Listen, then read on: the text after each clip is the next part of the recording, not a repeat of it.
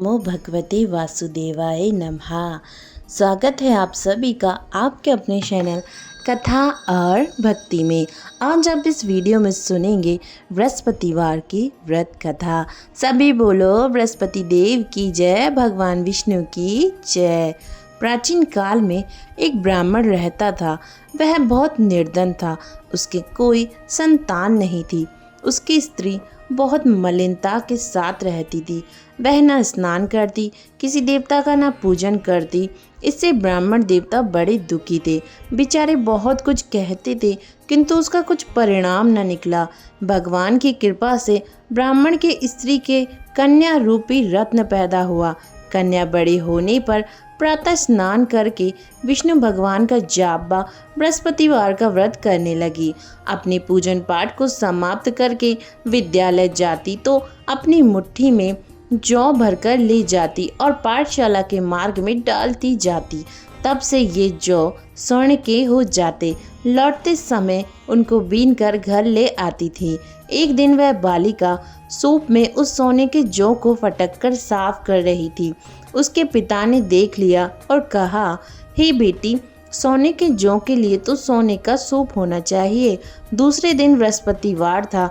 इस कन्या ने व्रत रखा और बृहस्पति देव से प्रार्थना करके कहा, मैंने आपकी पूजा सच्चे मन से की हो तो मेरे लिए सोने का सूप दे दो। बृहस्पति देव ने उसकी प्रार्थना स्वीकार कर ली और रोजाना की तरह वह कन्या जौ फैलाते हुए जाने लगी।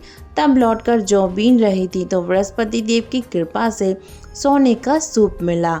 उसे वह घर ले आई और उसमें जौ साफ करने लगी, परंतु उसकी माँ का वही ढंग रहा। एक दिन की बात है, वह कन्या सोने के सूप में जौ साफ कर रही थी। उस समय उस शहर का राजपुत्र वहां से होकर निकला। इस कन्या के रूप और कार्य को देखकर मोहित हो गया तथा अपने घर आकर भोजन तथा जल त्याग कर उदास होकर लेट गया। राजा को जब इस बात का पता लगा तो अपने प्रधानमंत्री के साथ उसके पास गए और बोले, बेटा, तुम्हें किस बात का कष्ट है? किसी ने अपमान किया है अथवा और कारण हो सो कहो। मैं वही कार्य करूँगा जिससे तुम्हें प्रसन्नता हो। अपने पिता की राजकुमार ने बातें सुनी तो वह बोला, मुझे आपकी कृपा से किसी बात का दुख नहीं है।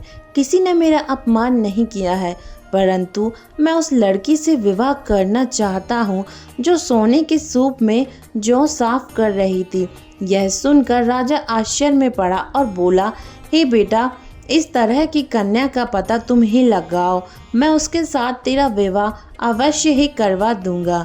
राजकुमार ने उस लड़की के घर का पता बतलाया। तब मंत्री उस लड़के के घर गए और ब्राह्मण देवता को सभी हाल बतलाया। ब्राह्मण देवता राजकुमार के साथ अपनी कन्या का विवाह करने के लिए तैयार हो गए तथा विधि विधान के अनुसार ब्राह्मण की कन्या का विवाह राजकुमार से हो गया। कन्या के घर से जाते ही पहले की भांति उस ब्राह्मण देवता के घर में गरीबी का निवास हो गया। अब तो भोजन के लिए भी अन्न बड़ी मुश्किल से मिलता था। एक दिन दुखी होकर ब्राह्मण देवता अपनी पुत्री के पास गए। बेटी ने पिता की दुखी अवस्था देखी और अपनी माँ का हाल पूछा। तब ब्राह्मण देवता ने सभी हाल कहा। कन्या ने बहुत सा धन देकर अपने पिता को विदा कर दिया। इस तरह ब्राह्मण का कुछ समय तो सुखपूर्वक व्यतीत हुआ। कुछ दिन बाद फिर वही हाल हो गया। ब्राह्मण फिर अपनी कन्या के यहाँ गया और सारा हाल कहा तो लड़की बोली, हे पिताजी, आप माताजी को यहाँ लेवा लाओ। मैं उन्हें विधि बता दूंगी जिससे गरीबी दूर हो जाए।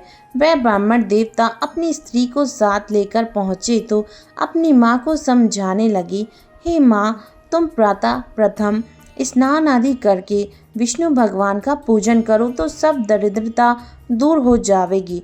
परंतु उसकी माँ ने एक भी बात नहीं मानी और प्रातः काल उठकर अपनी पुत्री के बच्चों की जूठन को खा लिया। इससे उसकी पुत्री को बहुत गुस्सा आया और एक रात को उसे कोठरी का सभी सामान निकालकर उसमें बंद कर दिया।